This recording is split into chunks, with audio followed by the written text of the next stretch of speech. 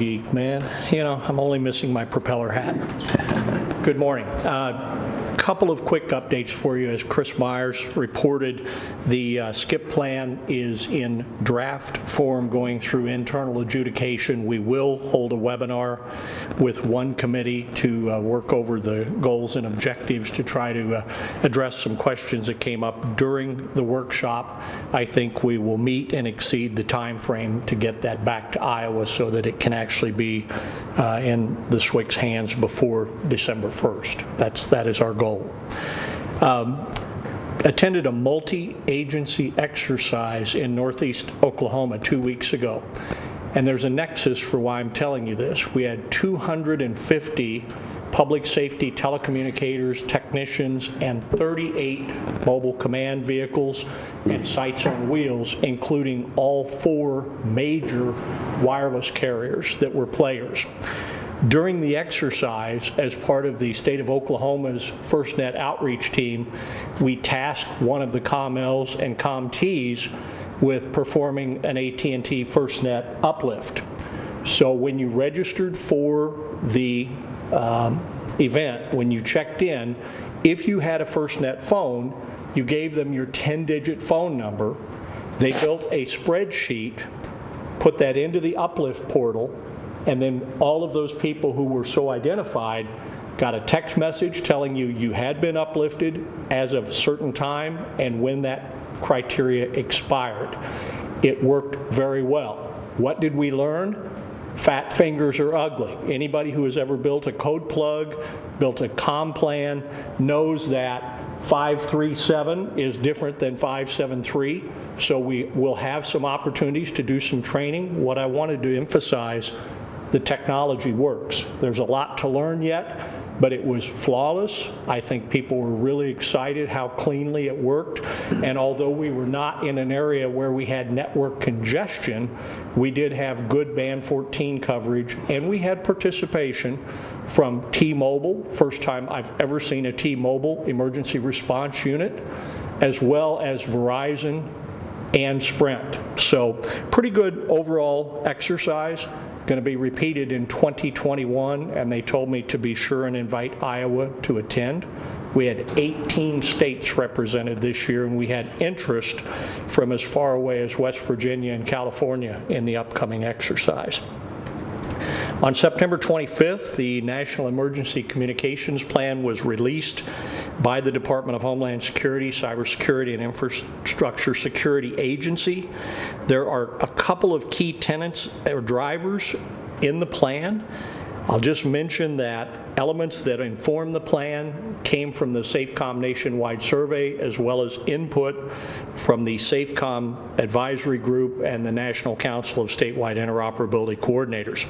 Focus areas in the plan include next generation 911, LMR to LTE integration, understanding the impact of the Internet of Things on public safety communications. I jokingly like to tell people I am not prepared for my toaster and my refrigerator to be talking at night when I'm not in the loop.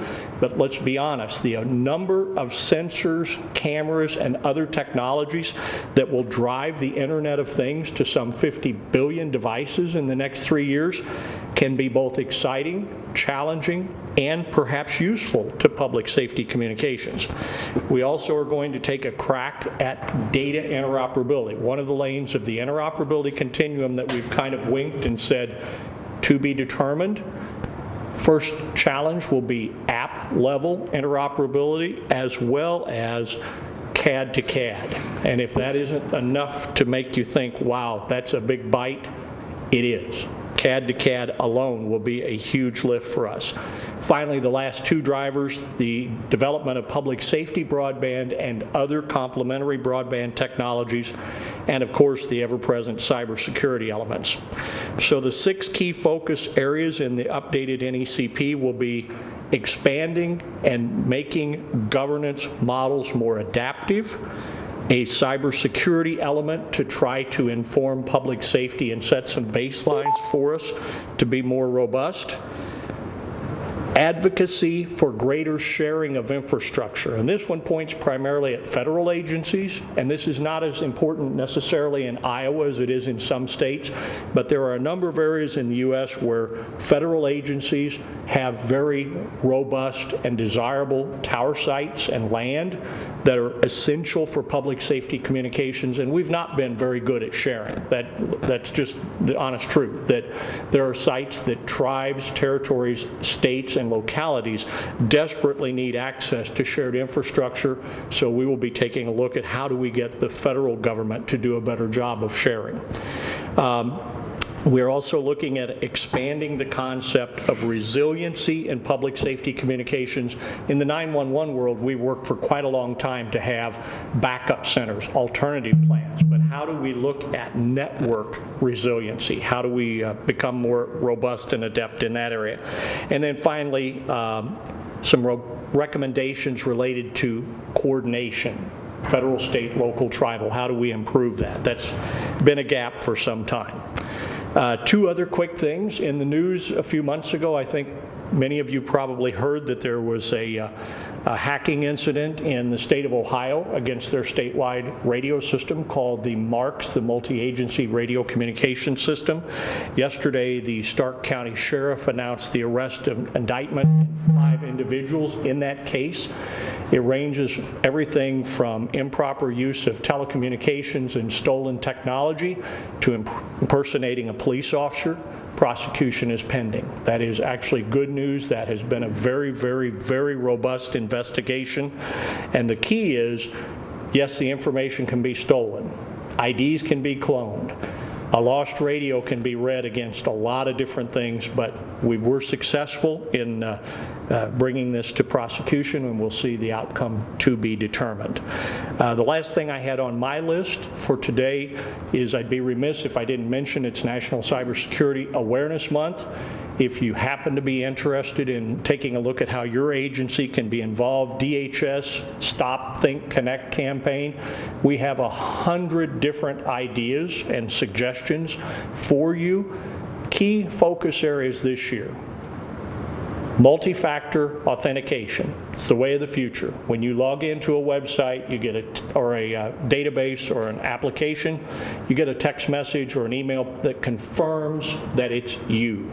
Second, the use of strong passwords is always encouraged, but changing the strong password is also a very, very important element of that. A lot of us develop that great strong password and say, wow, I can remember that, so you don't change it. Once it's compromised, and the ugly side of it is, it's so good, I'll use it on this system and that system, and then presently when you are compromised, you're compromised in many, many places. So the effort this year is to reach out, to talk about it, remember, stop, think, connect. Emergencies in email are seldom real, and most of the mistakes that we've made that result in cybersecurity compromise are the result of phishing or visiting improper websites. Any questions for me? Yeah, so was this hack an inside job? No. Okay. Lost radio. So on top of that, maybe you don't know this, Jim, the indictments that were made, were they Ohio residents or were they outside? Or Ohio residents so far. Okay. There is a question, an unanswered question right now about how the key was executed and duplicated.